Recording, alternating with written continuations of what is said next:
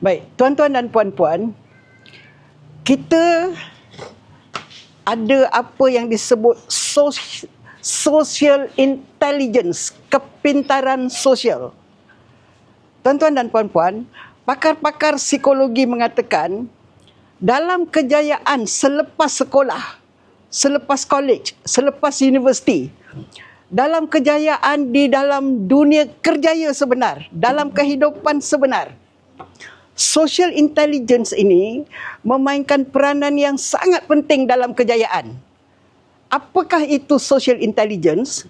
Social intelligence ini, tuan-tuan dan puan-puan, lebih kurang adalah kepintaran kita bekerja dengan manusia-manusia lain.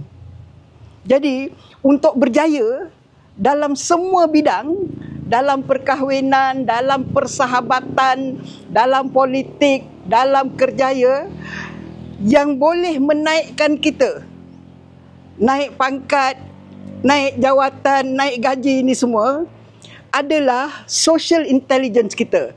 Adakah kita pandai bekerjasama dengan ketua-ketua kita di atas kita? Adakah kita pandai bekerjasama dengan rakan-rakan yang sama jawatan dengan kita? Adakah kita pandai bekerjasama dengan orang-orang bawahan kita? Apabila kita pandai bekerjasama dengan mereka, mereka akan sokong apa yang kita sedang buat. Mereka akan beri kerjasama, mereka akan setuju, sokong, mereka akan beri bantuan, pertolongan, kerjasama, kolaborasi supaya apa yang hendak kita lakukan itu dapat kita capai. Jadi, salah satu faktor social intelligence ini, tuan-tuan, adalah kepintaran kita mempengaruhi orang-orang lain. Baik. Di dalam bukunya, Dr. Cialdini menerangkan bahawa faktor ketiga yang membuatkan kita mudah dapat mempengaruhi orang lain dan orang lain mudah dapat mempengaruhi kita adalah apa yang disebut social proof, bukti sosial. Baik, mengapa, tuan-tuan, apabila kita tengok banyak orang berderet hendak beli nasi lemak Cik Limah, nanti kita pun terdorong ikut sama berbaris membeli nasi lemak Cik Limah itu. Baik, itulah yang dikatakan social proof.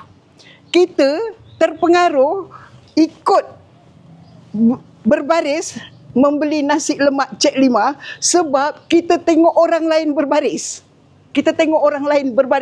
Itu yang dipanggil social proof. Bukti-bukti sosial, bukti-bukti tingkah laku orang lain. Apabila kita tengok orang lain buat perkara itu, kita mudah terdorong untuk buat perkara yang sama. Jadi contoh tuan-tuan, ini biasalah. Kita jual lah sambal udang janda baik sebagai contoh. Kita pun ceritalah, banyak orang sudah beli sambal udang janda baik. Dan itu mendorong orang-orang lain beli sambal udang janda baik. Social proof, ya tuan-tuan, ini paling banyak digunakan oleh jurujual. Nanti dia ceritalah, sebagai contoh mereka gunakan testimoni. Testimoni, orang-orang ini sudah gunakan selipar ini. Harganya RM7.90 sahaja. Seliparnya sangat sedap dipakai, sangat selesa, harga murah, ringan, tapak tak licin dan macam-macam. Kita beri social proof. Baik, tuan-tuan dan puan-puan, dari mana datangnya tingkah laku kita buat keputusan hanya dengan tengok apa orang lain buat? Kita tengok banyak orang lain berdiri nak beli, berbaris nak beli nasi lemak Cik Limah, kita pun terus ikut berbaris sama. Itu datangnya dari mana? Bagaimana kita boleh buat keputusan itu? Baik, Dr. Cialdini mengatakan salah satu fitrah manusia, tuan-tuan, salah satu fitrah manusia ni adalah apabila kita berfikir untuk buat keputusan, kita tak nak fikir kompleks, kita tak nak fikir lama-lama, berat kepala, tak nak cari bukti-bukti sahih, tak nak. Sebab benda tu memeningkan kepala. Kita ni kalau boleh tak nak pening-pening kepala, tak nak susah, tak nak fikir panjang lebar, tak nak buat kerja-kerja berat hanya kerana nak buat keputusan. Jadi istilahnya adalah manusia ni apabila kita berfikir untuk buat keputusan, kita cenderung menggunakan apa yang disebut proses heuristics. Proses heuristik ni lebih kurang macam inilah, tuan-tuan. Kita nak jalan singkat. Kita nak buat jalan singkat. Kita nak buat keputusan yang tak memeningkan kepala. Cepat buat, mudah buat. Jadi, kita tak nak siasat. Tak nak dapatkan maklumat yang betul. Tak nak. Baik, dalam keadaan macam mana, tuan-tuan? Dalam keadaan macam mana kita gunakan proses heuristik sini, jalan pintas ini? Pertama-tama, dalam keadaan di mana perkara itu kompleks. Perkara itu kompleks. Sebagai contoh, dalam pilihan raya, pening kepala lah kita ni nak lantik siapa. Katakanlah pertandingan itu 4 penjuru. Pening kepala lah, tuan-tuan, kita nak fikir calon A, calon B, calon C, calon D. Jadi kita ambil jalan singkat je lah. Kita pun tanya kawan baik kita lah. Dah berdiri ni, dah nak pergi pangkah, baru tanya kawan baik, kau fikir siapa aku nak kena pangkah? Itulah heuristik, jalan singkat. Baik, social proof ini memudahkan kita membuat keputusan dengan menggunakan jalan singkat, jalan pintas. Tak payah fikir panjang. Dia memudahkan kita. Jadi salah satu cara yang paling mudah adalah tengok apa orang lain buat. Kita pun buat keputusan. Mesti sedap ni nasi lemak Cik Limah sebab banyak orang berbaris nak beli. Kita gunakan logik macam itu. Social proof.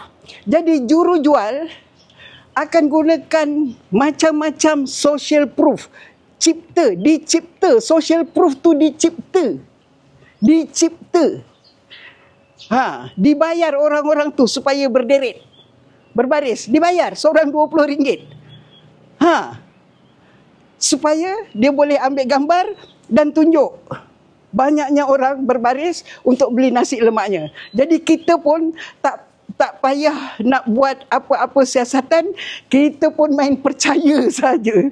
Kita pun kata ini mesti sedap. Mengapa? Banyak orang berbaris. Dengan kita tak siasat. Yang berbaris tu betul-betul berbaris nak beli atau hanya untuk berlakon, bukan beli pun. Hanya untuk diambil gambarnya saja. Tuan-tuan, itu yang dikatakan social proof. Dan social proof ini, tuan-tuan, sangatlah mudah dibuat. Sangatlah mudah dibuat. Sangat mudah digunakan untuk memperdaya orang. Kita boleh buat testimoni palsu, kita boleh buat orang berbaris palsu, kita boleh buat resit palsu. Kita tunjukkan, tengok ni punya banyak order masuk. Kita packing kotak-kotak kosong, susun. Kotak kosong, tuan-tuan, susun. Dan kita beritahu, ini, kotak-kotak ini ready untuk shipment, padahal itu kotak kosong. Kita boleh buat itu semua. Jadi kita berhati-hati, tuan-tuan. Baik, bagi kita sendiri yang membuat kerja-kerja mempengaruhi orang untuk tujuan yang baik, untuk tujuan yang menguntungkan orang-orang itu sendiri. Jadi sebagai contoh, kita buat kempen anti-vape, anti-hisap vape. Jadi kita boleh buat social proof.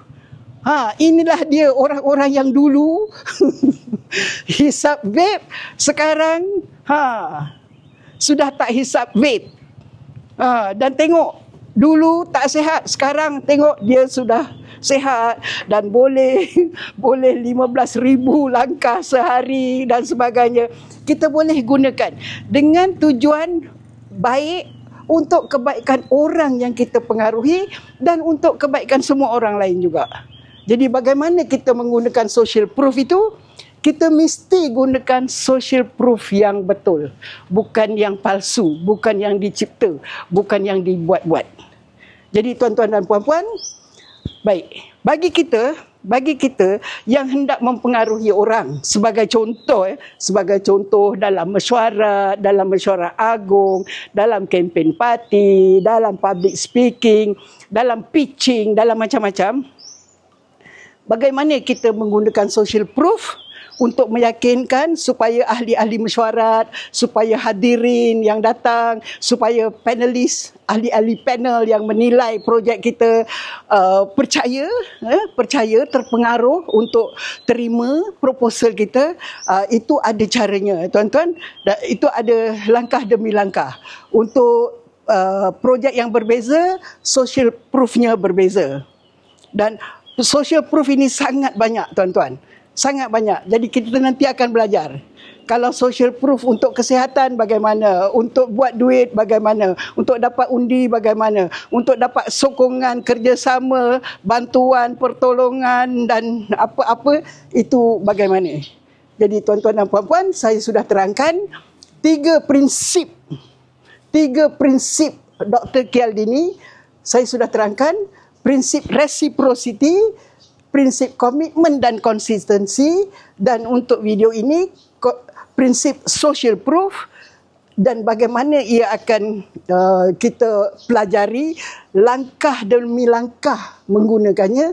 Baik, jadi tuan-tuan ikuti sesi latihan yang saya akan kendalikan dan tuan-tuan boleh mendaftar dari sekarang. Sekian, terima kasih.